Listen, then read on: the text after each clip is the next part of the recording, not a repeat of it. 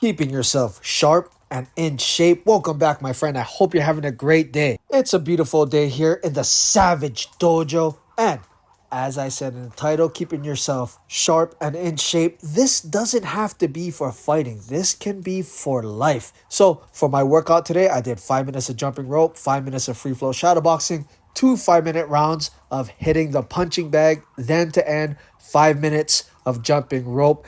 As usual, jumping rope for me is the greatest exercise to keep yourself in shape. There's sprinting and running. That will really help to keep you functional, really sharp.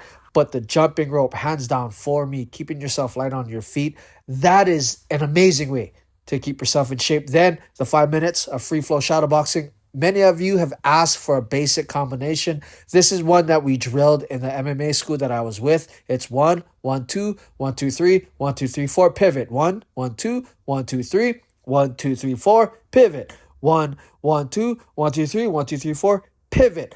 Basic combination. You can run this. We used to run this for like 15 minutes straight. We would add a sprawl, pivot, then hit the same combinations again. 1, 1, 2, 3, 1, 2, 3, 4, 1, 2, 3, pivot, sprawl, boom, boom, boom, boom, boom. 15 minutes. That was the warm up. You can work that combination and work on pivoting and work on your footwork with those 4 basic punches. For me, in my head, the reason why we didn't go above 4 is because, in that sport, mixed martial arts, you're not really going to be letting off 6 to 8 punch combinations. By the time you crack the 4th punch in a combination, homie is just trying to take you down, clinch you. So we always kept it to 4 punches. Now, for the 2 5-minute rounds of the punching bag, I did it with no gloves. When it comes to developing power and that iron fist, I made a video about this. I will always suggest to hit a heavy bag or any punching apparatus with no gloves. But you have to punch it in a manner where you're kind of bobbing and weaving, moving and grooving. I learned this from observing old school boxers, guys like George Foreman,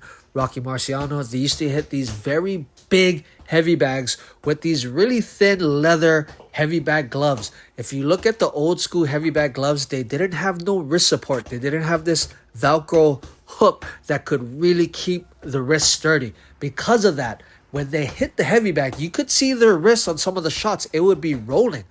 If your wrist cannot accommodate itself to a surface that's ever changing, you will not be able to really flush in those shots. Again, I see a lot of karate guys, they'll hit like these boards. They'll hit very flat surfaces. When you go to dig in a shot on somebody's ribs, the surface is not going to be flat. If you square somebody out on their head is not flat. So when you're doing that, you're flushing these shots on top of an individual's body. On top of that, moving at different angles, your wrist is not going to have that comfort of being flat. So for me, once I figured this out, I would just train it like that. Depending on what level you're at, I would suggest hitting the heavy bag with no gloves, maybe 1 to 2 times per week.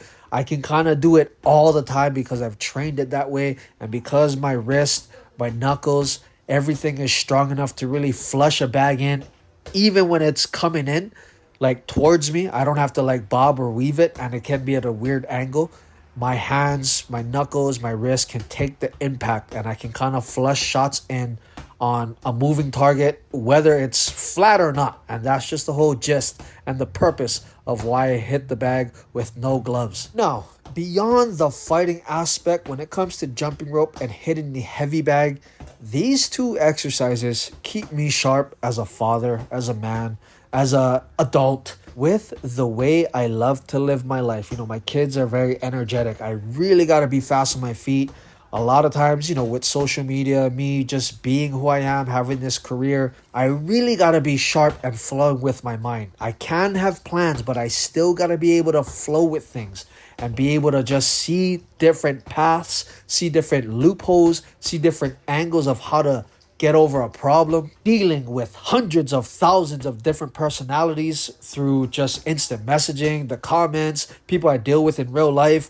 Jumping rope and hitting the heavy bag has kept my mind and body sharp. I always believe that the mind and the body are one. The body is just a reflection of the mind. So if you train your mind to be fluid, to be light, and to be able to just go through things, flow through things seamlessly with no rigid structure, you'll be able to live your life that way. And because of that, because of jumping rope and hitting the heavy bag, free flow shadow boxing, I can be more at peace with things. If something comes up, I know I'll be able to handle it because I just train my mind and my body to be that way. With all of my videos, my long talks, my workouts, this is the thing that I want to give to you. The ability to just be at peace and know that no matter what's in front of you, no matter what you have, you can overcome any obstacle.